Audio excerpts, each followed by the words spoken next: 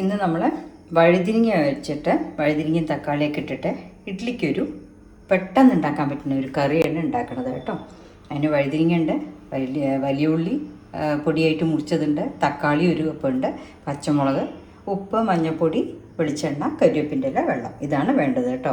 ഇനി എങ്ങനെ ഉണ്ടാക്കാമെന്നുള്ളത് കാണിച്ചു തരാം. ഇപ്പോൾ പെട്ടെന്ന് ഉണ്ടാക്കാൻ പറ്റുന്ന ഒരു കറിയാണ്, അത് കാണിച്ചു തരാം. അപ്പോൾ ഞാൻ കുക്കർ വെച്ചിട്ടുണ്ട്, അതിലൊന്നുമില്ല, കുക്കർ ചൂടായിട്ടുണ്ട്.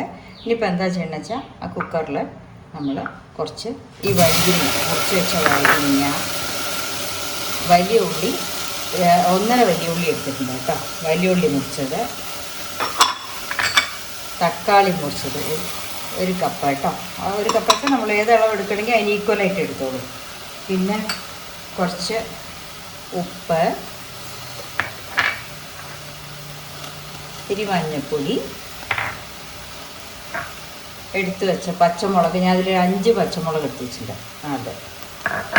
ഇനി വെള്ളം ഒഴിച്ചിട്ട്, വെള്ളം ഒപ്പത്തിൽ നിൽക്കണമായിട്ട് ഒഴിച്ചിട്ട് 6 സ്റ്റീം നന്നായിട്ട് തക്കാളി ഇതൊക്കെ കൂടെ ഒന്ന് ഉടഞ്ഞ് വെന്തോട്ടെ.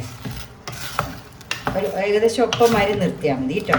ഒരു നല്ല കട്ടിയായിട്ടുള്ള ഗ്രേവിയാണ്, ഇഡ്ഡലിക്കും ദോശയ്ക്കും കഴിക്കാൻ പറ്റുന്നതാണ്. അപ്പോൾ ഉപ്പ് പാകത്തിനിട്ടോളൂ, മുളക് പാകത്തിനിട്ടോളൂ. ഇനി ഒരു 5-6 സ്റ്റീം ഇട്ടിട്ട് ഈ തക്കാളി വഴുതിരിങ്ങയൊക്കെ നന്നായി കടയണം കേട്ടോ, ഉടയണം, വേവിച്ചിട്ട്. അപ്പോൾ ഒരു 5-6 സ്റ്റീം ഇടുക. ഇട്ട് ഓഫ് ചെയ്ത ശേഷം നമുക്ക് അതിൽ ലാസ്റ്റ് ഞാൻ കാണിച്ചു തരാം എന്താ ചെയ്യുക എന്നുള്ളത് കാണിച്ചു തരാം കേട്ടോ. ഇപ്പോൾ കുക്കർ ഇട്ടിട്ട് സ്റ്റീം ചെയ്യുക കേട്ടോ, 5-6 വന്നോട്ടെ. അപ്പോൾ നമ്മുടെ കറി ഇങ്ങനെ ആയിട്ടുണ്ട്.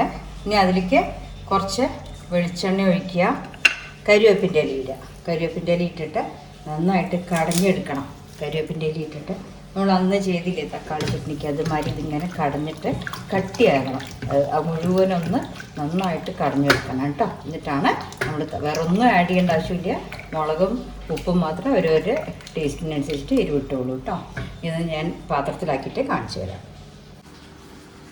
നമ്മുടെ തക്കാളിയും വഴുതിരിങ്ങയും കടഞ്ഞ കറി റെഡി ആയിട്ടുണ്ട് കേട്ടോ. ഇഡ്ഡലിക്കുള്ള കൂട്ടാണ്. ഓക്കെ, എല്ലാവരും ഉണ്ടാക്കി നോക്കുക. Thank you.